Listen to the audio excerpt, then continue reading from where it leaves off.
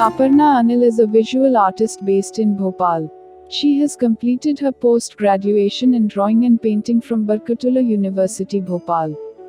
Her paintings are part of a collection of various prestigious organizations, such as Lalit Kala Academy, New Delhi Art Heritage, New Delhi, Dawood and Company, Mumbai, and Hodogaya Chemical Company, Osaka, Japan. Aparna Anil looks at the world in the realm of art through a philosophical lens. Her paintings dwell in domains of abstraction. It moves towards neo-tantric art practice and methodology, where geometrical forms and shapes of tantra are considered sacred and stimulus for their visual language. Aparna's artworks are filled with shapes, flora and fauna, celestial references, and astrological elements, making them into a two-dimensional tantric illustration to explicate the conception of unison and harmony through imagery related to the cosmos and its fundamentals. Her artworks and style reflect on the universality of form and a theoretical contextualization for abstraction. Aparna plays with a lot of vibrant colors and gradation to enhance different religious symbols and geometrical forms within the painting, which also portrays her understanding of the universe, creation, life, death, and spiritual self. Her works are also an exploration of self and finding one's own identity in the world where many are ignorant about the basic life questions. While talking about her work, Aparna says, "For me, every picture of mine is like a revelation because none of my pictures are thought out. As the process progresses, it unfolds itself in front of me layer by layer. For this reason, this entire process is like an exciting journey for me in which I sometimes have to deal with many emotional ups and downs till I reach the final level, and each time at the end of each picture I come across a new I." मैं Hina Bhatt art ventures के इस mistake moods का हिस्सा बन सकी, इसके लिए उनका और उनकी संपूर्ण टीम का मैं हृदय से शुक्रिया अदा करती हूँ।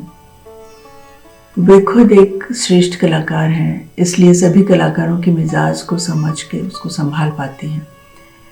कला और कलाकार के लिए वो बहुत बहुत काम कर रही हैं, जो बहुत शुभ है, इसलिए बहुत प्रशंसनीय है।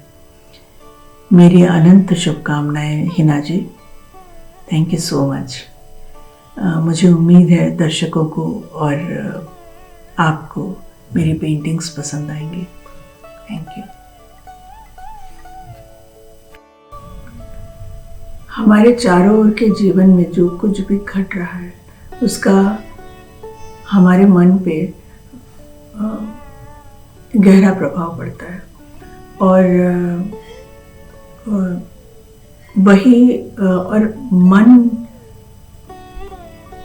का प्रभाव हमारे क्रियाकलापों पर दिखाई देता है। मन अच्छा है तो हमारे क्रियाकलाप में वो असर दिखेगा, और मन खराब है तो भी दिखेगा। तो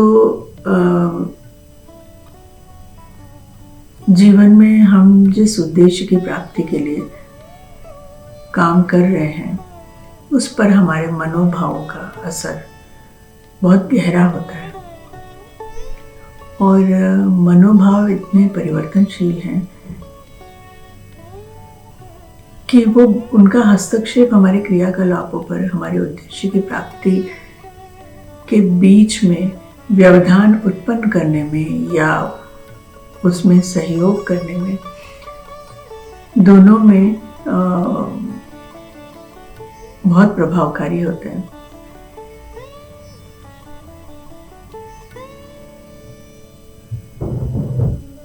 मूड्स निरंतर परिवर्तनशील है। जैसे हमारे बाहर का जीवन, वैसे हमारे मूड्स। और एक कोशिश इंसान की ये भी रहती है कि हम उस पर कंट्रोल कर सकें, जिससे कि हम जो चाहते हैं, हमारा जो उद्देश्य है, उसकी प्राप्ति में इसका असर न पड़े। मूड्स को या मनोदशाओं की तुलना चंद्रमा की कलाओं से करते हैं। चंद्रमा की कलाएं जैसे परिवर्तनशील हैं, वैसे ही हमारे मनस में परिवर्तन को महसूस किया जाता है। लेकिन चंद्रमा की कलाएं तो फिर भी निश्चित और निर्धारित रूप से परिवर्तनशील है, लेकिन हमारे मन में कोई इस प्रकार का पैमाना नहीं है। कब कैसे क्या परिवर्तन होगा, कोई उसकी कोई निश्चितता है ही नहीं, उसको निर्धारित किया ही नहीं जा सकता। इसलिए ये बहुत रहस्यपूर्ण मुझे लगता है। और मन और सृजन दोनों का सीधा संबंध कल्पना से है।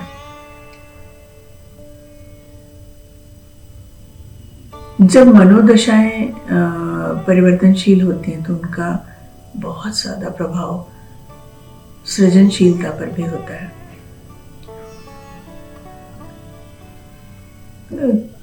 एक कलाकार की कला उसके व्यक्तित्व का प्रतिबिंब होती है। कला कभी झूठ नहीं बोलती। इसलिए जीवन और सृजन में दो बातें बहुत महत्वपूर्ण हैं, अनुशासन और ईमानदारी। जब अनुशासन की बात करते हैं तो एक तरह का कंट्रोल की भी हम बात करते हैं। मनोदशाओं पर आपका कंट्रोल होना बहुत जरूरी है, लेकिन बहुत आसान नहीं है, बहुत कठिन है। ये ऐसा रहस्य है कि इसको सुलझाना बहुत आसान नहीं है। मैं मिस्टिक मूड्स को इस सीमित अर्थ में भी नहीं देखती हूँ। मैं इसको एक व्यापक अर्थ में ब्रह्मांड से जोड़ के देखती हूँ। दो ब्रह्मांड हैं, एक हमारे बाहर का ब्रह्मांड और एक हमारे अंतस का ब्रह्मांड। दोनों परिवर्तनशील हैं और लेकिन हमारी सारी जिज्ञासा, सारी खोज एक स्थिरता की है, अपरिवर्तनशीलता की है, जिसे हम परम आनंद कह सकते हैं। एक वही है जो अपरिवर्तनशील है। हमारे सारे क्रियाकलाप उसी उद्देश्य की प्राप्ति के लिए है। सृजन भी उसी का एक प्रबल माध्यम है, एक मार्ग है।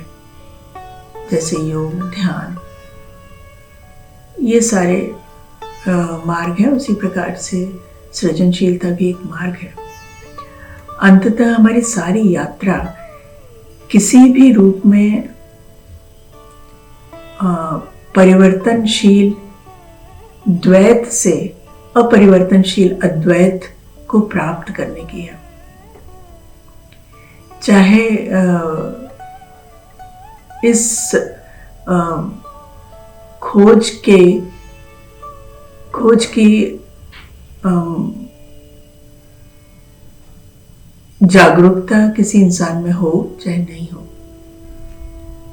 मनोदशाओं और सृजनशीलता के संबंध को मैं बहुत सीमित रूप में नहीं देख पाती। व्यापक रूप में मैं इसे ब्रह्मांड से जोड़कर देखती हूँ। दो ब्रह्मांड हैं, एक हमारे बाहर और एक हमारे अंदर, अंतस में। दोनों परिवर्तनशील हैं, लेकिन हमारी सारी खोज और सारी जिज्ञासा एक स्थिरता की है, अपरिवर्तनशीलता की है, जिसे हम परम आनंद कह सकते हैं। एक परम आनंद ही है जो अपरिवर्तनशील है, आखिरी है। तो हमारे सारे क्रियाकलाप उसी उद्देश्य की प्राप्ति के लिए हैं। सृजन भी उसका एक प्रबल माध्यम है, एक मार्ग है। जैसे योग एक मार्ग है, ध्यान एक मार्ग है, उसी प्रकार सृजनशीलता भी एक मार्ग है। उस परिवर्तनशील द्वैत से अपरिवर्तनशील अद्वैत तक पहुंचने का एक मार्ग, जिसे आध्यात्म में मैं कौन हूं की खोज कह सकते हैं। जब अंततः हम इस सत्य को अनुभव करना चाहते हैं, अहम ब्रह्मास्मि, इस सत्य को अनुभव करना चाहते हैं,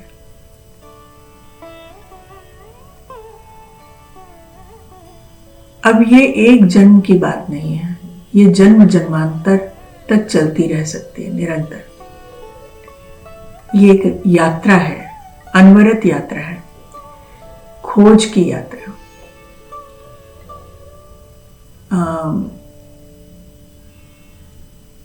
इसी रहस्य को, जीवन रहस्य को जानने की यात्रा, ब्रह्मांड के रहस्य को, आपके अंतस के ब्रह्मांड के रहस्य को या बाहर के ब्रह्मांड के रहस्य के, दोनों के बीच के संबंध को जानने की यात्रा।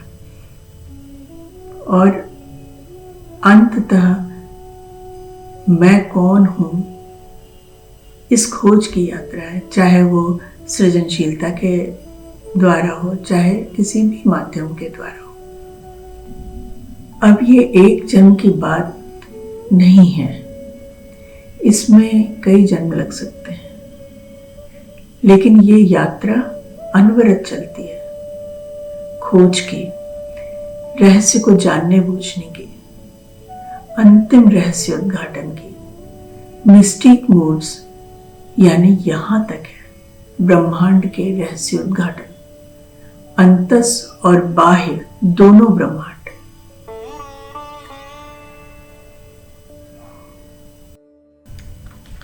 मैं हिना भट्ट आर्ट वेंचर्स के मिस्टिक मोड्स का एक हिस्सा बन सके, इसके लिए मैं उनका और उनके पूरे टीम का बहुत आभार मानती हूँ।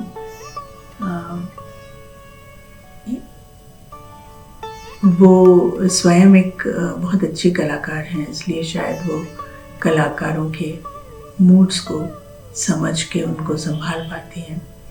वो कलाकारों और कला के लिए जो कुछ भी कर रही हैं बहुत शुभ है, इसलिए बहुत प्रशंसनीय है। मैं उन्हें बहुत बधाई देती हूँ, बहुत शुभकामनाएं देती हूँ। Thank you so much.